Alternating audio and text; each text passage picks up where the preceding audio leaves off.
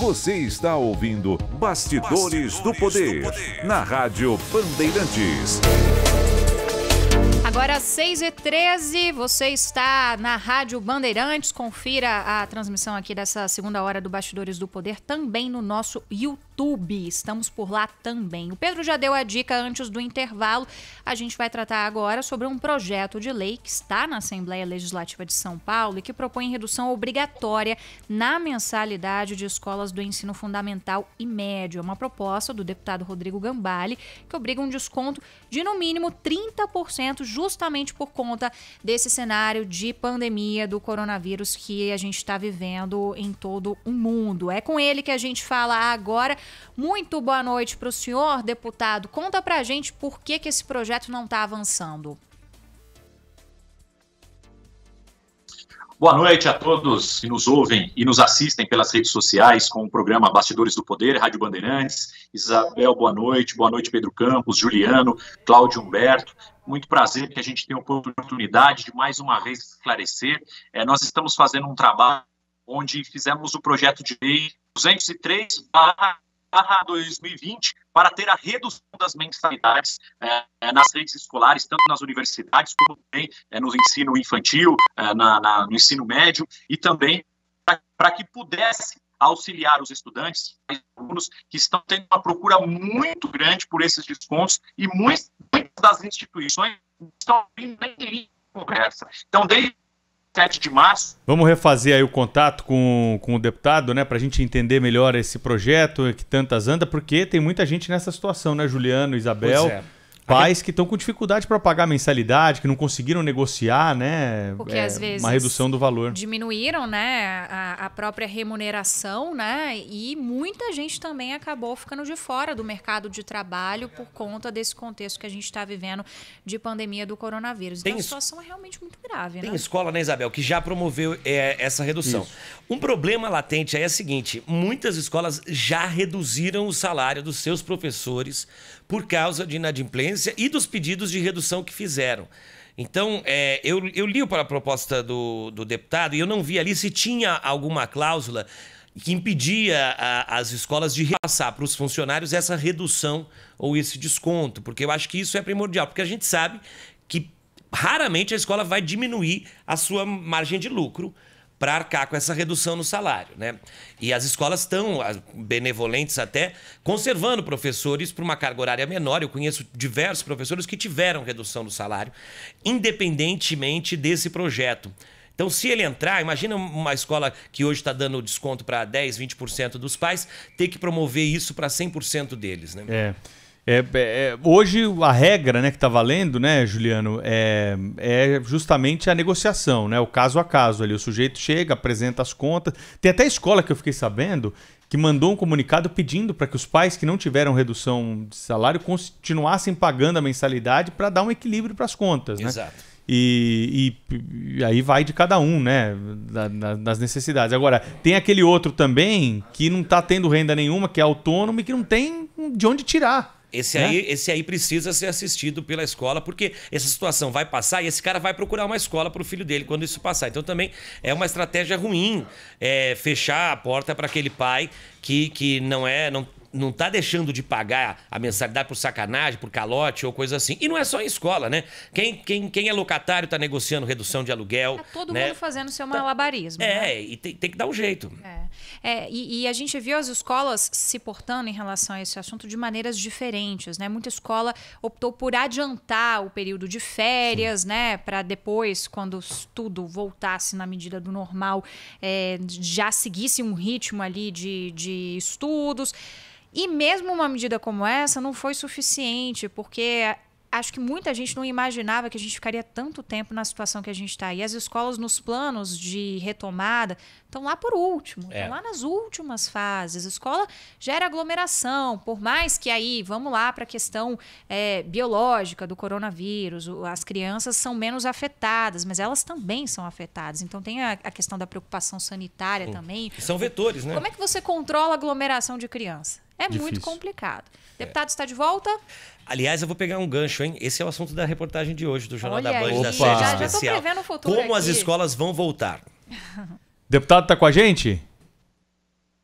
Olá, tudo bem? Tudo bem. O senhor estava falando aí sobre o projeto, aí começou a picotar, a gente cortou aqui, mas pode continuar, por favor. Tá, me desculpa. Bom, boa noite mais uma vez a todos da Rádio Bandeirantes.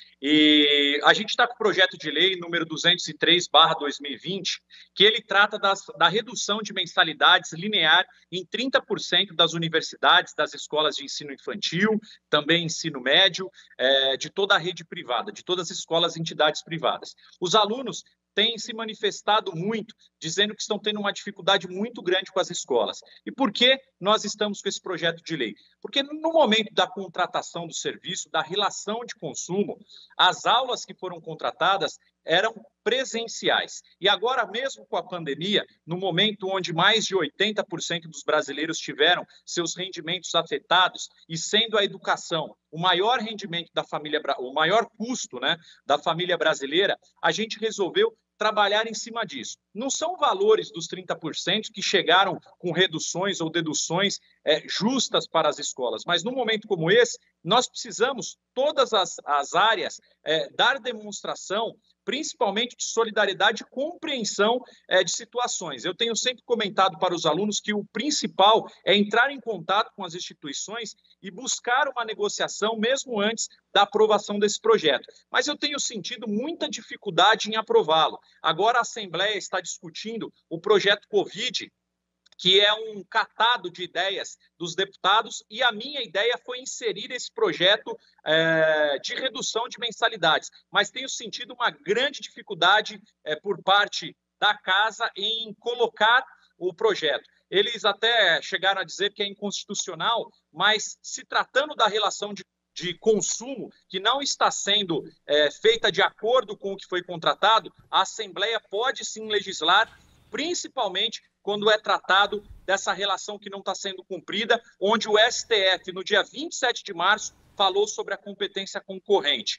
Alguns estados do Brasil, como o Rio de Janeiro, já teve a sanção pelo seu governador e aprovado na Assembleia Legislativa, no Mato Grosso, Rondônia, Pará. Então, a gente tem mapeado isso no país e tem visto que São Paulo está sendo prejudicado em Assembleia Legislativa não levar para frente um projeto como esse. Deputado, como é que o senhor vai garantir que as escolas não vão repassar para os funcionários a redução que vai haver caso o projeto seja aprovado? A gente sabe que muitas escolas já reduziram o salário de professores por causa dessa mudança de jornada através das aulas online.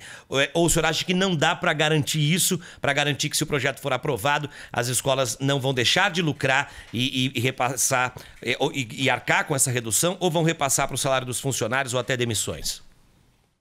Nesse momento, a gente vive um momento de calamidade pública, inclusive decretado por todo o Estado, né? A gente enfrenta dificuldades, mas, por exemplo, um curso de medicina, onde o aluno paga entre 10 e 15 mil reais. Algumas instituições não estão nem fazendo aula online, né? À distância. Então, quando a gente fala, olha, algumas escolas, algumas instituições adequaram seu sistema e estão dando aula online, mas diversas outras não. Estão dizendo simplesmente o seguinte: quando acabar a pandemia, nós vamos retomar e repor essas aulas. E se a pandemia do período escolar, dentro da faixa escolar, durar, por exemplo, até setembro, novembro, qual será o período de reposição dentro do ano letivo? Não há possibilidade. E, principalmente, se algum de vocês hoje que fazem parte da bancada do Bastidores do Poder tiver filho pequeno em casa, por exemplo, e tiver que trabalhar fora, não puder estar trabalhando home office, como é que você vai fazer com que seu filho de 7, 8, 10 anos estude via EAD? Quem é que vai tomar conta dele? Aqueles que têm dificuldade no aprendizado. Quem é que vai lecionar para dar um auxílio? Os pais vão ter que contratar professor auxiliar ou babá. E se for contratar alguém para cuidar dele, você está levando alguém para dentro de casa que pode até levar o vírus do corona também. Então, é imprescindível que esse tipo de acordo e negociação exista, mas a gente não consegue garantir que não haja redução salarial. Demissão, eu acho que parte do bom senso, não precisa haver demissão, mas um reajuste, como a própria Assembleia fez e está fazendo uma economia de 320 milhões. Nós reduzimos em 30% o nosso salário, cortamos em 70% o fundo da Assembleia e uma redução de 40% nos contratos. Eu acredito que com a pandemia e com a crise, todos têm que cortar na carne e se adequarem ao novo momento que nós vivemos hoje. É justamente sobre isso que eu queria perguntar para o senhor, deputado, como equalizar, né, transformar essa situação que é difícil tanto para os pais quanto para as escolas, mas sem pesar um ou outro lado da balança. E aí queria que o senhor emendasse na resposta se o senhor ainda vê possibilidades desse texto seguir o caminho do legislativo e ir para uma aprovação. Isabel, de forma bem rápida, o processo do legislativo, muitas vezes, ele demora muito. Em um ano de mandato, eu apresentei mais de 40 projetos de lei. E, geralmente, o deputado tem um projeto aprovado por ano. Como é que ele funciona? Você registra o projeto, cadastra o texto, ele é posto no Diário Oficial, né, colocado no Diário Oficial, e aí ele passa pelas comissões. Primeiro, Constituição e Justiça, para ver a legalidade do projeto, a constitucionalidade, e depois na comissão de mérito, que seria a comissão de educação. Nesse projeto do Covid, inclusive, o projeto do Covid é um projetão que a gente tem chamado da Assembleia. No artigo 17, ele fala o seguinte, desse projeto que está em tramitação, e aí ele seria aprovado num geral. Eles não colocaram esse meu projeto, que foi sugestionado. Eu entrei com uma emenda para ser anexado, que está agora tendo congresso de comissões, mas ainda não teve êxito. E aí, eles fizeram uma adaptação no texto, no artigo 17, que diz o seguinte, da relação de consumo. A infração às disposições consumeristas acarretará ao responsável as sanções previstas no artigo 56 da Lei Federal número 8.078, de 11 de setembro de 1990, Código de Defesa do Consumidor, que seriam serviços contratados que não fossem entregues. E justamente é disso que nós estamos tratando na contratação do serviço de aulas presenciais e da entrega via EAD. Se existisse pelo menos alguma lei que criasse uma legalidade de todas as escolas tivessem a obrigatoriedade de dar aulas EAD, mas tem diversas escolas, Isabel, que simplesmente cessaram suas atividades e não fizeram nenhuma programação de retorno. Alguns alunos não estão querendo criar a evasão escolar para não perder o ano. Então, a situação tem sido bem complicada. E se você acompanhar ou der uma olhada nas lives que eu tenho feito, quando eu falo para haver um bom senso de diálogo com a instituição, com o setor financeiro, sim, eles têm dito que a conversa tem sido limitada e não tem tido retorno em torno disso.